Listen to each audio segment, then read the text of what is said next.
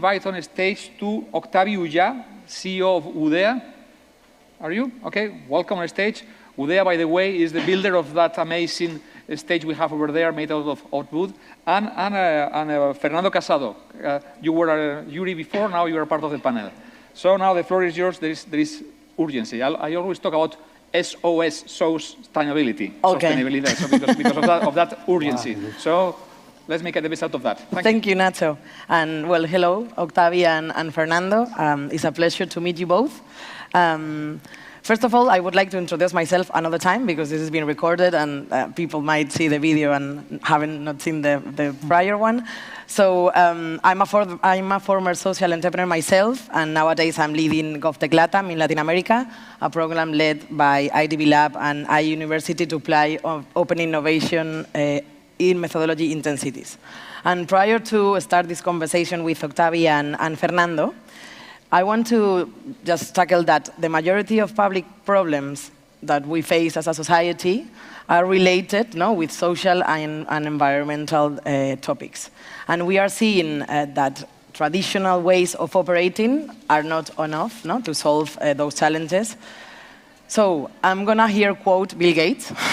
It's not me saying so, it's Bill Gates. And he recently said that getting to zero emissions will be the hardest things humans have ever done, that we need to change the entire physical economy, how we make things, how we move around, how we produce electricity, grow food, and stay warm and cool in less than 3 decades.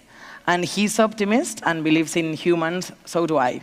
But how do we do that, right? That's the main question. So in this panel, we have these two experts and speakers that will let us know how climate tech solutions can be these enablers to achieve a greener and more sustainable economy.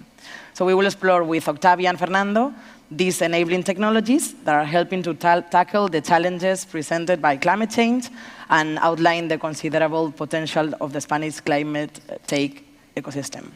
So let's start. I would like to know more about what you're doing from your different ends as an investor, as a startup, addressing this climate crisis. So I might start with you, Octavi. How can you tell us more about Woodea? We've all seen the stage there, and it's great. But how are you transforming the construction sector from Woodea? Okay, thank you. I don't know if... I don't know. It's okay? Okay. The construction sector, it's huge. Only the residential construction accounts for 6% of the GDP at any country. But it has some challenges in front. Basically, 3.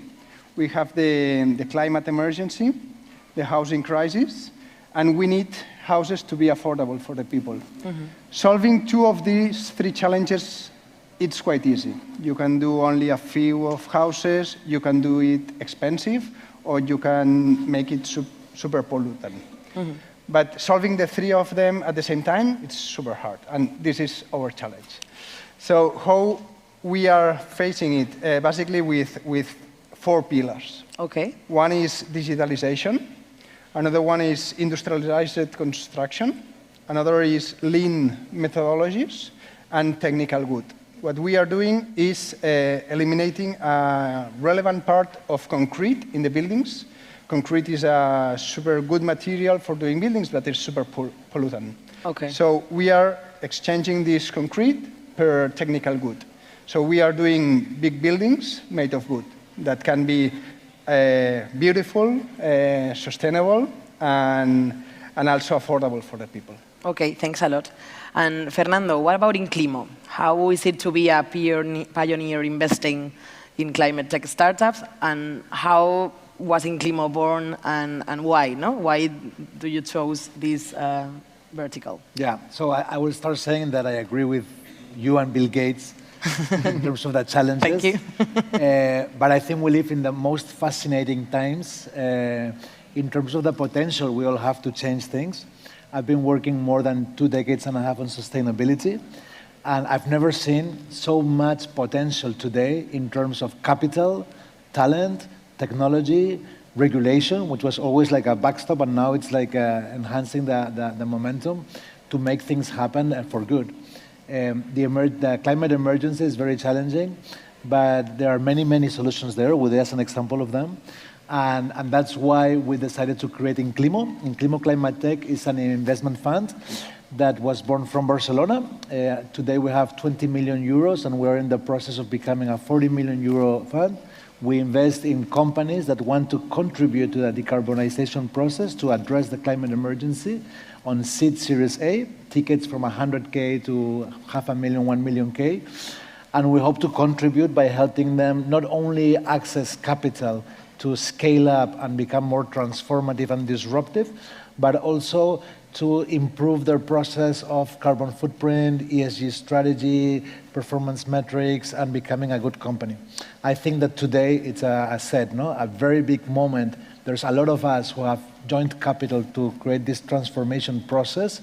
We're seeing a lot of good companies out there, and I think it's a big challenge of us to see how these companies not only do good, but transform the world and address the climate emergency. Okay. So this is a call to action to all the startups, no? This is a great opportunity, and it's a great time now to be starting a climate tech company. So if anyone here is interested, talk to Fernando. And you're both experts in the field, and Fernando, you said you've been working in sustainability for 20 years. How do you think climate tech is going to evolve in the next 5 to 10 years? Because we're seeing AI, a lot of technologies that are disrupting the sector. So what's going to happen from your side? And it's an opinion. I start, or yeah, if you want. If you want. It's a good question. I think that from an investment perspective, we're seeing a lot of capital, which is great.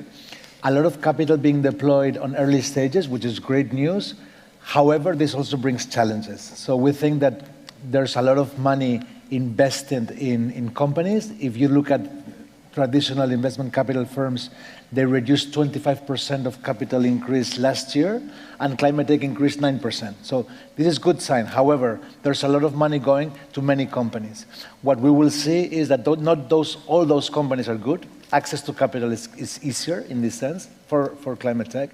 And we will see more challenges closing Series B or Series Cs, because at the end you're facing a disruptive of making a product that is useful and a good product. And I think there will be more shortages of capital at a longer stages, especially in Spain, on the south of Europe actually, on the one side.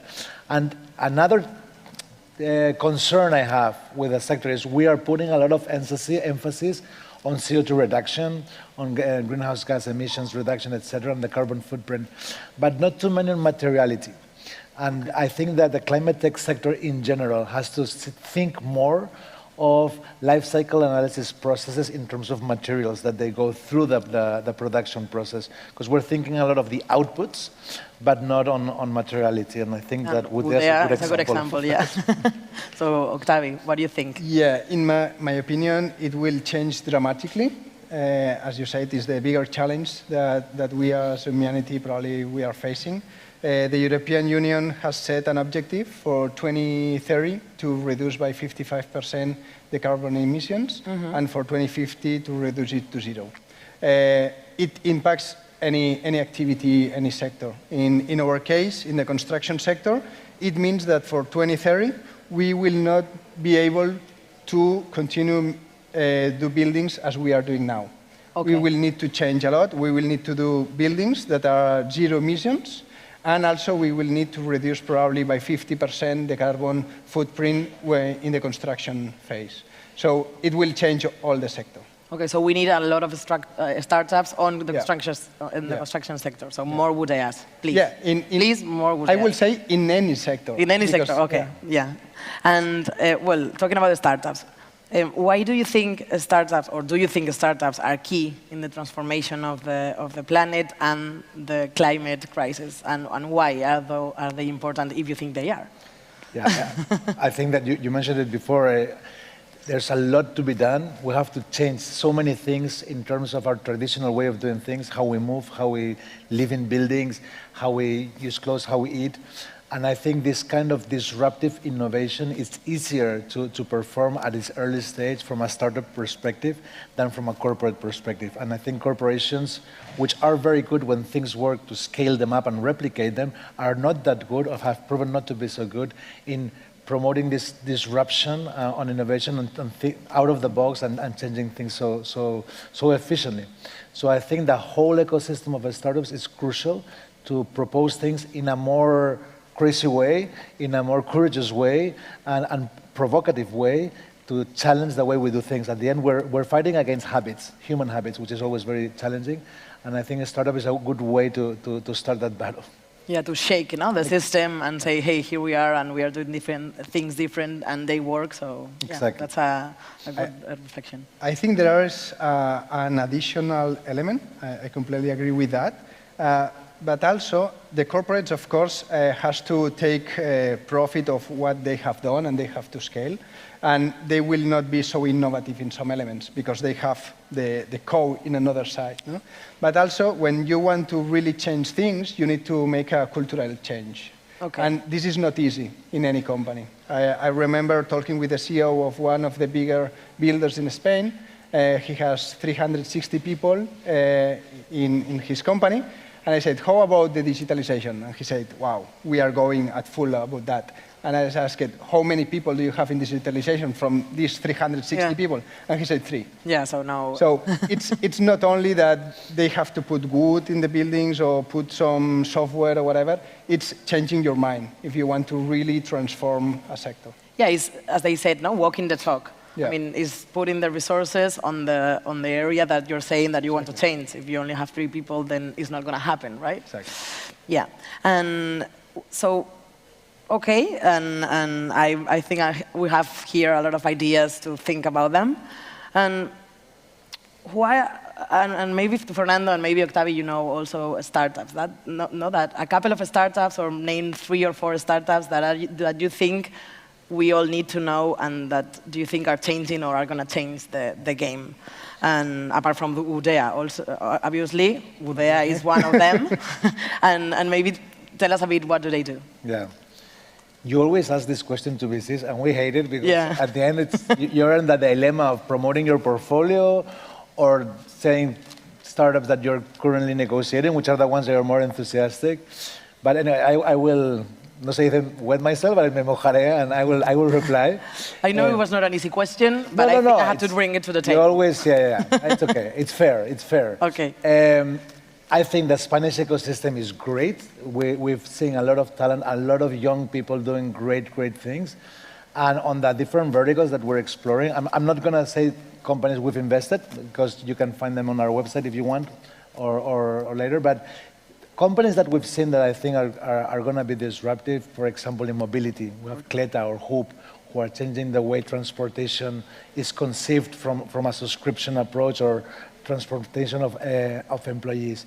In the energy sector, companies like Clevergy, like Rubio, like Isotech 360, who are applying fintech techniques through SaaS platforms, reducing energy consumption of buildings in a very intelligent way. Companies in prop tech, I think Woodea is a good example. There are many. I think that the construct tech, material tech, and prop tech are seeing a huge revolution. In my mind, not only materials and how the carbon footprint goes, but also converting buildings in huge energy storage that not only are net zero, but are minus negative and can generate, store, and spend energy to other buildings with a huge cooperative and community of energies among neighbors. I think it's very important.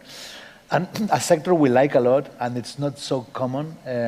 In Valencia tomorrow you have a sector, in Smart City you have a sector, not tomorrow, is the blue economy and the whole ocean economy. And we're seeing also very interesting companies like Ocean Ecostructures, Underwater Gardens, who are restoring the marine flora. I think Valencia would benefit a lot from this. Capturing CO2, enhancing the biodiversity, and regenerating all the ports, the maritime aeolic farms, and the extraction platforms of oil and gas. And I think this is huge, because if we can regenerate the ocean, the potential of reversing the climate health, warmth, and regenerating also the earth is very linked. No? Yeah, it's not only, sorry to interrupt, it's not only making positive impact, but trying to regenerate. Correct. What you've, no? Yeah, we should not allow ourselves to conform ourselves with net zero. With the same, yeah. We have to regenerate, and I think that this kind of companies are reversing the process to becoming net positive.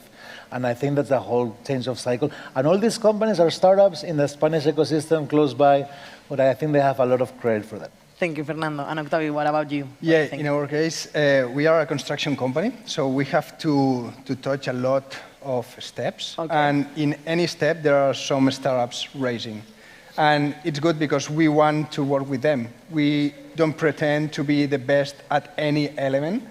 What we want to do is to use all of them in giving a solution, no, to the developers. So we are seeing startups in, of course, the AR, augmented reality, that should be super interesting, in artificial intelligence to set the buildings, in changing the heating of the buildings, like GoNido, that is a great company, CoCircular, that has been here. Yeah. So there are many, many startups in each step that are making really great things. Yeah, and we hope there are more and more, no? Yeah. I mean, that this sector increases and climate tech technologies become a mainstream, no, vertical. So, okay, and to conclude, if you could, both of you, I might suppose that you are like sustainable yourselves, no? And you do things for your planet on your own. So maybe name one thing that we can do from our end as citizen, as a consumer, that probably we don't know, that has this positive or regenerative impact, and to foster this greener economy. Just go. I would say vote for politicians that will make us make things that are uncomfortable in the short term that are necessary. Yeah, make ourselves accountable and responsible, no, for being citizens. That's a good. I would invite everyone this year to start counting their ecological footprint, carbon footprint. There are many softwares free online. And next step in between next year to see what kind of measures, it's a very easy way to do it, what kind of measures and habits can you change to reduce that? It's an exercise we're doing in my family, and it's very interesting what kind of best practices you can do. You'd be very impressed in the changes that one person can do, one family can do to reduce the footprint. So I challenge you to do that. Once you go to this website, you can track it, it's public. And there's some of them that they have incentives to reduce your footprint in many ways. And you would be surprised the changes you will apply to your daily life using that. Yeah, that's also a great tip, no? To also be responsible of what you do and the impact that you have on the planet. From changing energy supplier to leave the car home and go in bicycle to school. All these put a filter on the water tap or things like that are very easy but change a lot. I think that's crucial. Well, thank you both. Thanks a lot. And thank you very much, Rocío. Thank you, Fernando. Thank you, Octavi. Sorry to be the bad guy, but I have to keep this flowing. Thank you. But anyway,